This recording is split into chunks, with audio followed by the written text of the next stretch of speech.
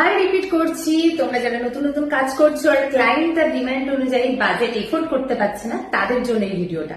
আমি আমার পুরোনো ভিডিওতে উইন্টারের সমস্ত ফাউন্ডেশনের শেড আমি বলে দিয়েছি। এবার কিন্তু সামার এসে গেছে, তো সামারের ফাউন্ডেশনের শেড কিন্তু তোমাদের এবার জেনে নিতে হবে, যেটা দিয়ে তোমরা ব্রাইডাল সিজনে অনায়াসে লং লাস্টিং মেকআপ করতে পারবে। তো চলো জেনে নেওয়া যাক। তো নাম্বার 1, তোমরা কিন্তু নোট করে নেবে, আমি কিন্তু প্রত্যেকটা ফাউন্ডেশনের শেড বলছি যেগুলো প্রাইস অনুযায়ী সিরিয়াল ওয়াইজ।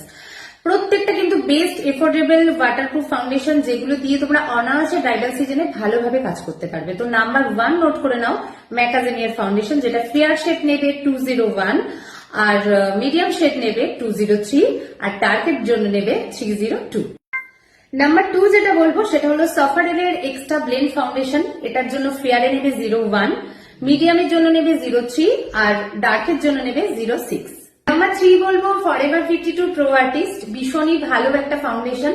তো এটার 12টা শেড আছে, তোমরা অনেকেই কনফিউজ থাকো যে কোন শেডটা দিয়ে তোমরা কাজ করবে।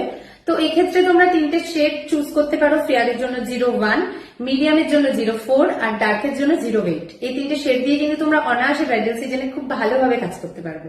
তো লাস্ট যে ফাউন্ডেশনটার নাম না বললেই নয়, আমি কস্ট অনুযায়ী কিন্তু সিরিয়াল ওয়াইজ তোমাদের ফাউন্ডেশন গুলো বলছি। এটা কিন্তু সবচেয়ে এফোর্ডেবল ফাউন্ডেশন আর ওয়াটারপ্রুফ ফাউন্ডেশন, সেটা হলো রিকোডের এসও বেস ফাউন্ডেশন।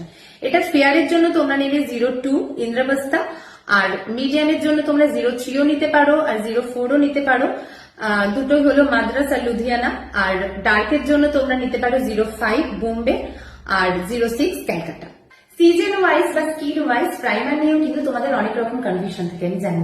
তো আমার নেক্সট ভিডিওতে আমি প্রাইমার নিয়ে সমস্ত কনফিউশন তোমাদের ক্লিয়ার করে দেবো। তো সবশেষে বলবো, মেকআপ রিলেটেড কোনো কোয়ারিজ থাকলে অবশ্যই আমাকে কমেন্ট করে জানিও। আর আমার এই ভিডিওটা যদি তোমাদের হেল্পফুল মনে হয়, নিজেদের প্রোফাইলে কিন্তু ডেফিনেটলি শেয়ার করে দেবে।